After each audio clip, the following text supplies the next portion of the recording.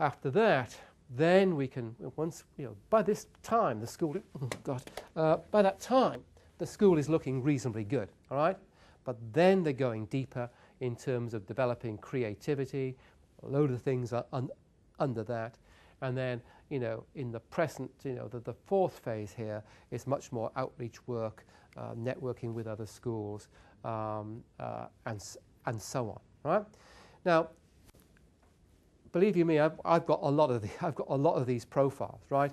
And this pattern, this sequence looks pretty similar.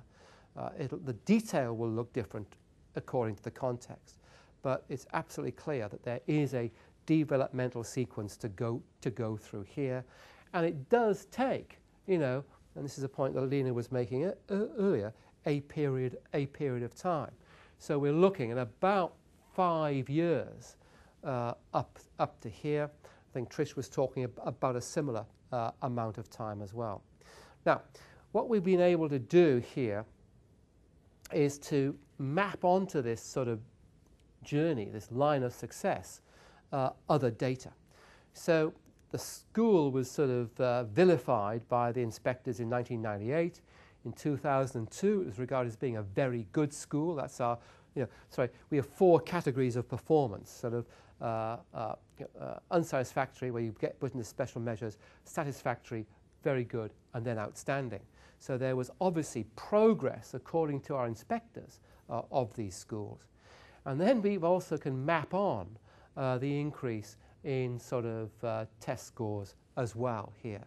And you can see that with one exception here, the performance on our sort of national tests in English, maths and science continued this upward trajectory, all right?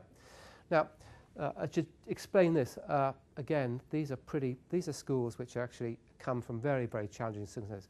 Someone was killed, shot outside the school on the day of the maths test, right? Which Diana reckons explains that dip, all right?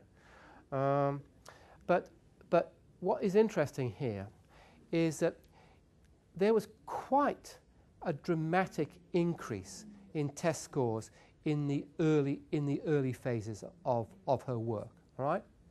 And that's because, this school was just all over the bloody place, right? And what she did in the early phases was to establish some degree of regularity, all right? And it doesn't require that much to begin to increase those test scores, right?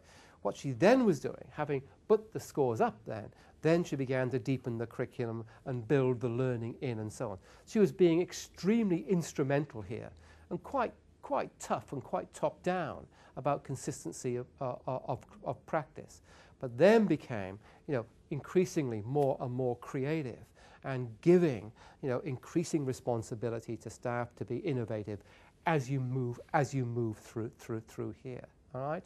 So test scores continued to increase, but the richness of the school environment developed as well. The kids felt a lot better about them, themselves, right? So, but you can't do the creative stuff until you've got this into place. Yeah. So that's. I think that's what I wanted to say about. Oh yeah, I wanted to. Yeah. So it, and it takes. Although you'll get the increase in performance after a couple of years, and if you do the right things here, you will get increase in performance. If Diana had left here, right, then it would have gone back down again, all right? If she had left, then it would have fallen right back. You need that extra time to actually build the sustainability, all right?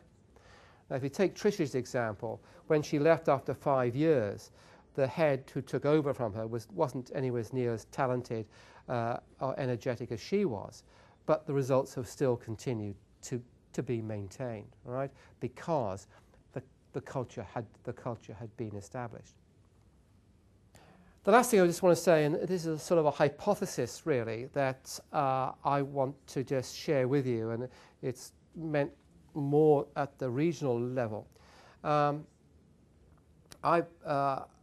I think that, I said this rather personally to Trish yesterday, she went on from, at around about this phase of working, she then began working with other schools and then went formally to run a group of schools, right?